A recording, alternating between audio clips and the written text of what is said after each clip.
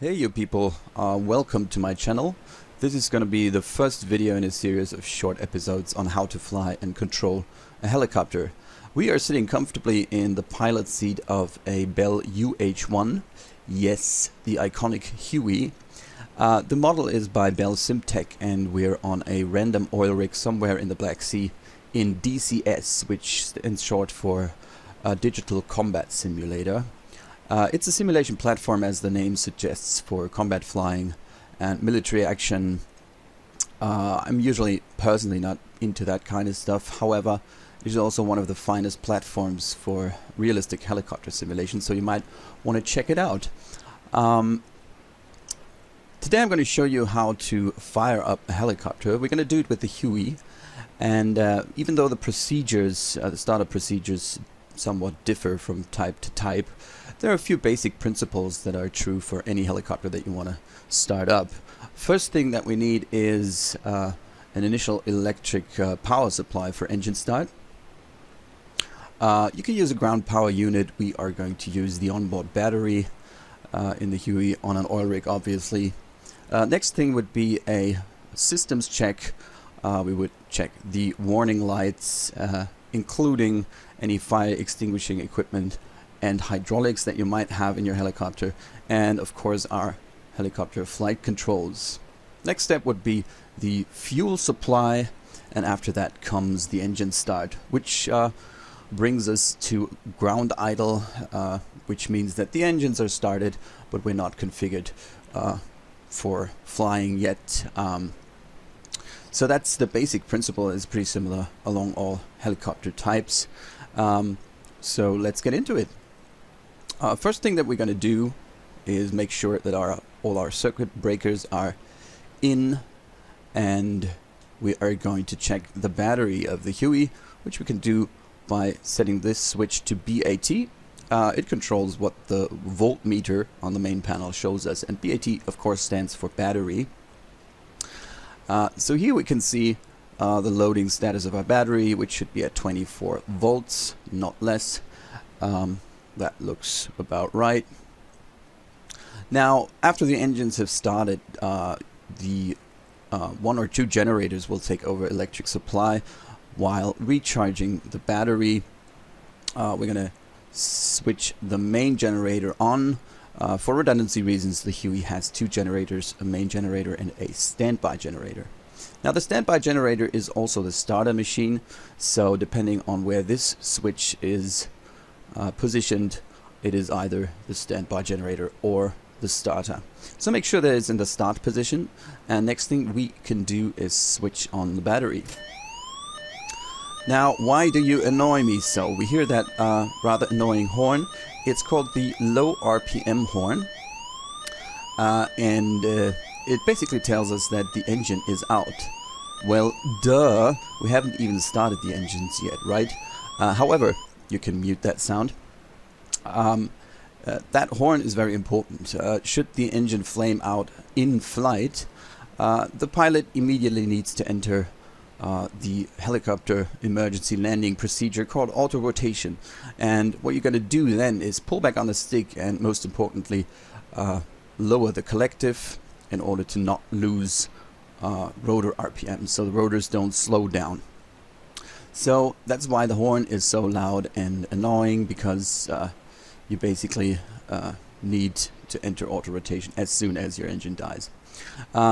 You don't have to worry about putting it back on again once we spool up the engine to flight idle, which means that we're basically ready to go with engines at 100%.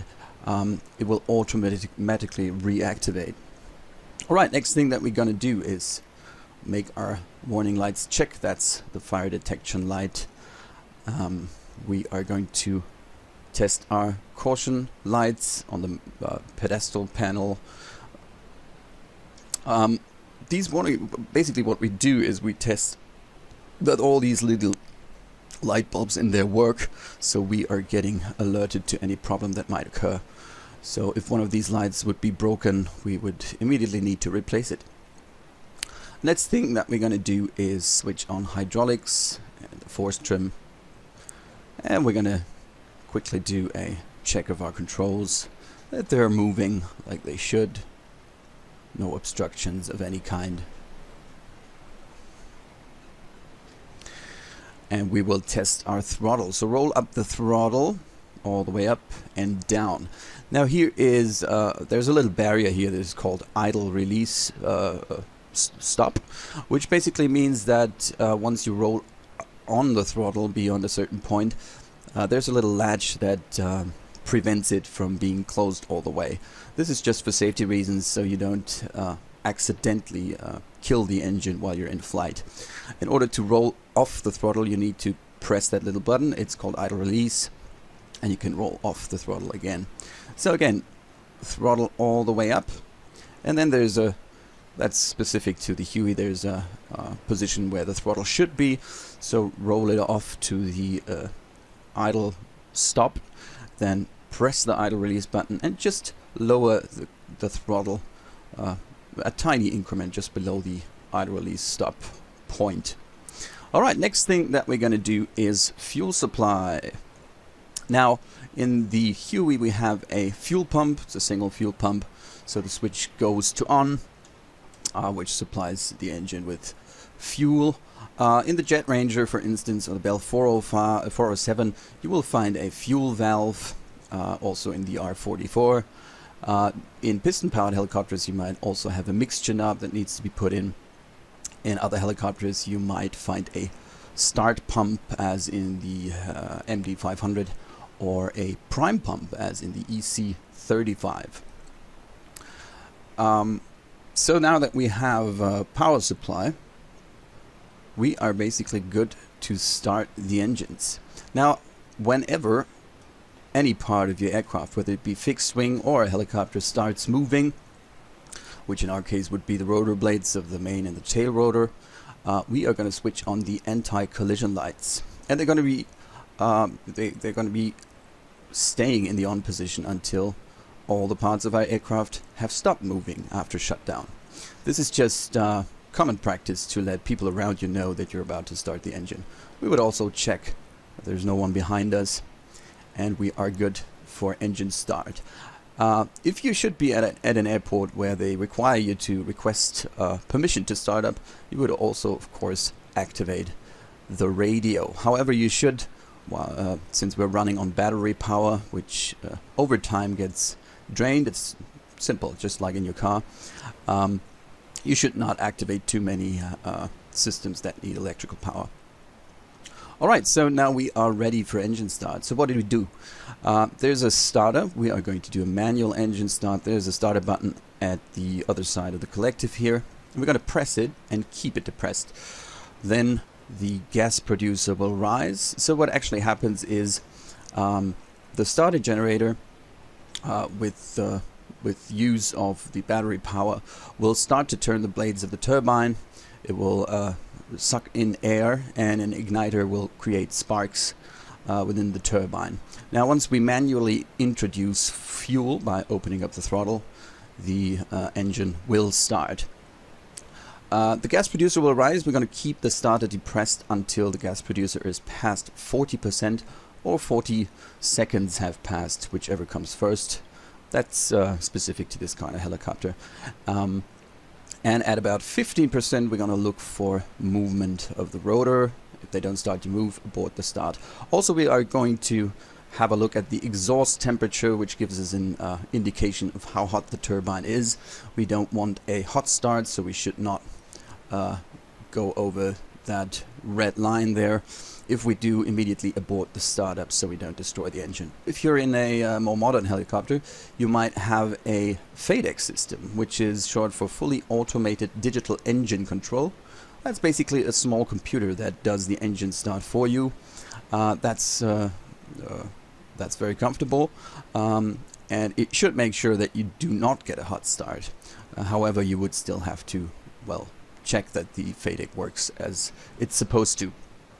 So in the Bell 407, for instance, or the AS350 or the EC35, you have a FADEC for every engine that you have. On the EC35, obviously, you have two, and you basically just press a start button once and the engine spool up. However, we're in a vintage machine, so we have to do it manually. Now, before engine start, let's have a quick look around the helicopter. The anti-collision light is on, and there's nobody there. Well, we're in a sim, so... Alright, we are ready to start the engine. I'm gonna press the starter now. We can hear the engine winding up, and we see a drop in the voltage on the voltmeter. Gas producer climbing above 10%. Let's look for rotor movement. There we go. And keep an eye on the exhaust temperature. That looks good. Now I'm gonna hold down the starter until the gas producer has passed 40%. At that point the engine is self-sustaining and I can let go now.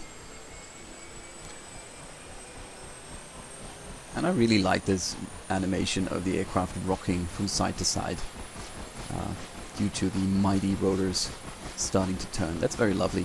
Also a great machine. I recommend it for learning to fly helicopters.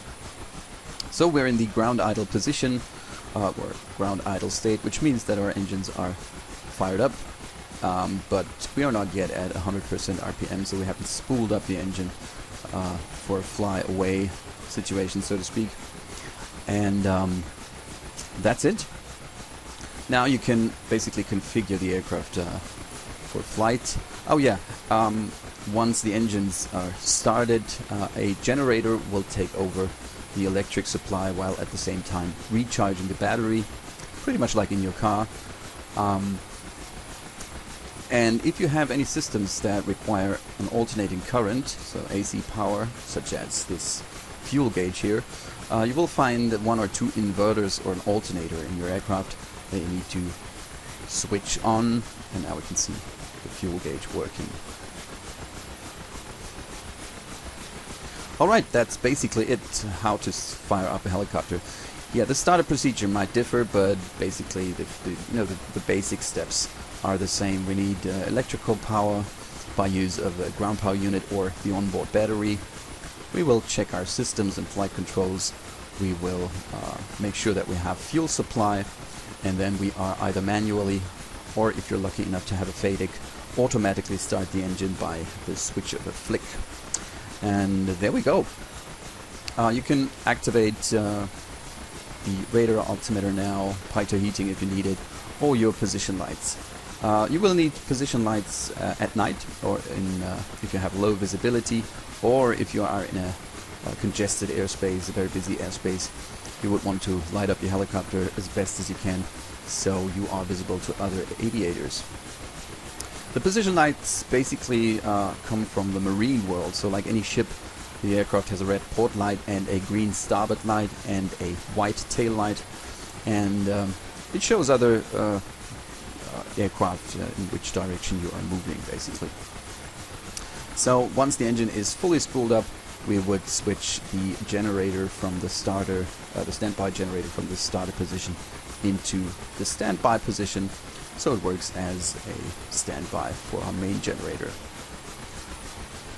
Oh yeah, if you're into working off painfully long checklists and into simulation depth, I would recommend the MI8 by Bell Simtech for DCS.